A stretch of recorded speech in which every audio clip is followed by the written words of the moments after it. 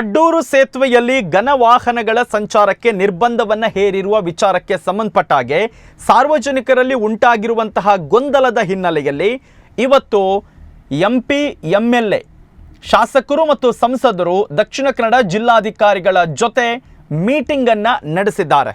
ನಿನ್ನೆ ದೈಜವಳ್ ವಾಹಿನಿ ಕೂಡ ರಾತ್ರಿ ಒಂದು ವರದಿಯನ್ನು ಬಿತ್ತರಿಸಿತ್ತು. ನಮಗೆ ಅಡ್ಡೂರು ಭಾಗದ ಅಂದರೆ ಪೊಳಲಿ ಭಾಗದ ತುಂಬ ಜನ ಸಾರ್ವಜನಿಕರು ಕರೆ ಮಾಡಿ, ಸರ್ ದಯವಿಟ್ಟು ನಾವು ಕನ್ಫ್ಯೂಷನ್ನಲ್ಲಿ ಇದ್ದೇವೆ, ಜಿಲ್ಲಾಡಳಿತ ನಮಗೆ ಯಾವುದೇ ಮಾಹಿತಿಯನ್ನು ಕೊಡಲಿಲ್ಲ ಅನ್ನುವಂತಹ ಒಂದು ಅಹವಾಲನ್ನು ನಮ್ಮ ಮುಂದೆ ಇಟ್ಟಿದ್ರು. ನಾವು ಕೂಡ ಒಂದು ಸುದ್ದಿಯನ್ನು ಪ್ರಸಾರ ಮಾಡಿದ್ದೆವು. ಇವತ್ತು ಆ ಸುದ್ದಿಗೆ ಒಂದು ಫಲಶ್ರುತಿ ಎನ್ನುವ ರೀತಿಯಲ್ಲಿ ಜಿಲ್ಲಾಧಿಕಾರಿಗಳ ಜೊತೆ ನಮ್ಮ ಜನಪ್ರತಿನಿಧಿಗಳು ಕೂಡ ಮಾತುಕತೆಯನ್ನು ನಡೆಸಿದ್ದಾರೆ. ಎಲ್ಲಿ ಸಾರ್ವಜನಿಕರಲ್ಲಿ ಉಂಟಾದ ಗೊಂದಲ ಏನಂತ ಹೇಳಿದರೆ, ಎಷ್ಟು ಸಮಯಗಳ ಕಾಲ ಆ ಒಂದು ಸೇತುವೆಯನ್ನು ಬಂದ್ ಮಾಡ್ತಾರೆ, ಹಾಗಿದ್ರೆ ನಾವು ಅಷ್ಟು ಸಮಯ ಕೂಡ ಬದಲಿ ರಸ್ತೆಯಲ್ಲಿ ಸಂಚರಿಸಬೇಕಾ, ಈ ಥರದ ಹಲವಾರು ಪ್ರಶ್ನೆಗಳು ಇತ್ತು. ಹೀಗಾಗಿ ಇವತ್ತು ದಕ್ಷಿಣ ಕನ್ನಡ ಜಿಲ್ಲಾಧಿಕಾರಿ ಮುಲ್ಲೈ ಮುಗಿಲನ್ ಅವರ ಜೊತೆಗೆ ಸಂಸದ ಬ್ರಿಜೇಶ್ ಚೌಟ, ಶಾಸಕರಾದ ಭರತ್ ಶೆಟ್ಟಿ, ರಾಜೇಶ್ ನಾಯ್ಕ್ ಎಲ್ಲರೂ ಕೂಡ ಸಭೆಯನ್ನು ನಡೆಸಿದ್ದಾರೆ.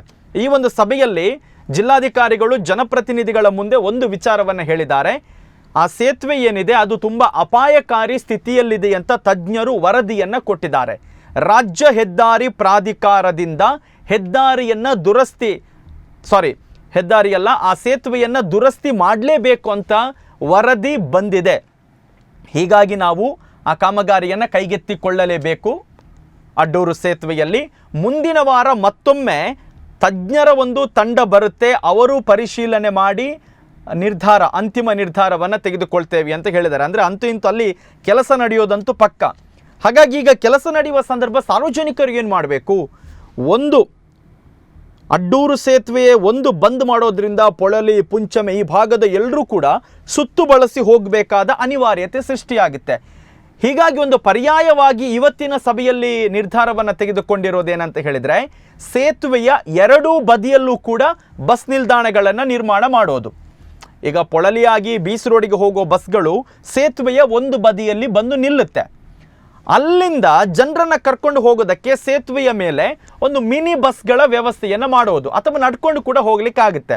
ಆದರೆ ಏನು ಮಾಡಬೇಕು, ಸುತ್ತು ಬಳಸಿ ಹೋಗುವ ಬದಲು ಸೇತುವೆಯ ಎರಡೂ ಕಡೆಗಳಲ್ಲೂ ಕೂಡ ಬಸ್ ನಿಲ್ದಾಣವನ್ನು ಮಾಡಿ ಅಲ್ಲಿ ಬಸ್ಗಳನ್ನು ಶಫಲ್ ಮಾಡುವ ಮೂಲಕ ಒಂದು ಪರಿಹಾರವನ್ನು ಮಾಡೋಣ ಅಂತ ಇವತ್ತಿನ ಸಭೆಯಲ್ಲಿ ನಿರ್ಧಾರವನ್ನು ತೆಗೆದುಕೊಂಡಿದ್ದಾರೆ.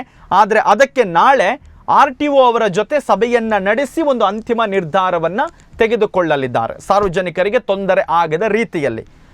ಸೊ ಇವತ್ತಿನ ಸಭೆಯಲ್ಲಿ ಜಿಲ್ಲಾಧಿಕಾರಿಗಳು ಒಂದು ಸೂಚನೆಯನ್ನು ಕೊಟ್ಟಿದ್ದಾರೆ. ಹಾಗಾಗಿ ನಾಳೆಯ RTO ಸಭೆಯ ಬಳಿಕ ಒಂದು ಅಂತಿಮ ನಿರ್ಧಾರ, ಬಸ್ಗಳ ಟ್ರಿಪ್ಪನ್ನು ಹೇಗೆ ಮಾಡಬೇಕು, ಮತ್ತು ಸೇತುವೆಯಲ್ಲಿ ಒಂದು ಮಿನಿ ಬಸ್ಸನ್ನು ಓಡಾಡಿಸಿದರೆ ಒಂದು ಬಸ್ನಿಂದ ಇಳಿದವರೆಲ್ಲ ಆ ಬಸ್ನ ಮೂಲಕ ಸೇತುವೆಯ ಇನ್ನೊಂದು ಭಾಗಕ್ಕೆ ಹೋಗುವಂತಹ ನಿಟ್ಟಿನಲ್ಲೂ ಕೂಡ ಒಂದು ಪರ್ಯಾಯ ವ್ಯವಸ್ಥೆಯ ಬಗ್ಗೆ ಚಿಂತನೆಗಳು ನಡೀತಾ ಇದೆ.